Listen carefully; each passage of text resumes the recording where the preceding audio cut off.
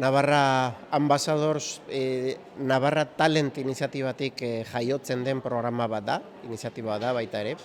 Bi mutur dauzka, bat adibidez izango zen, atzerritik etortzen diren ikasleak, 3.000 ikasle ditugu urte oro hemen, bai grado edo master ikasketak egiten ben Nafarroan, nahi ditugu eutxi, zen dute talento hori, nahi dugu erakarri eta ber gelditzen diren. Horretarako erakusten diagu, zonolako errealitatea daukan, eta Nafarroko enpresak bizitatzea mentoria batzuekin akonpainatzen diagu, eta hori da helburua, hemen mantentzea, hemen erakartzea talento hori.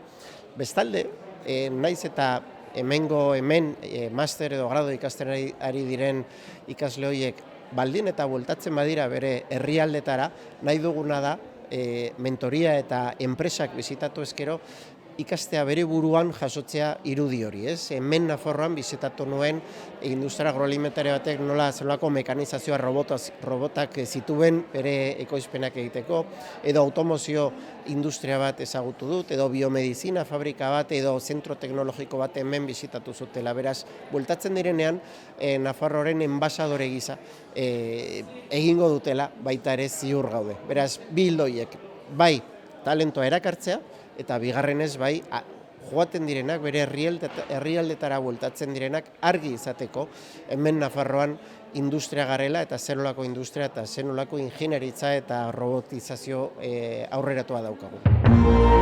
Gobierno de Navarra. Nafarroako gobernua.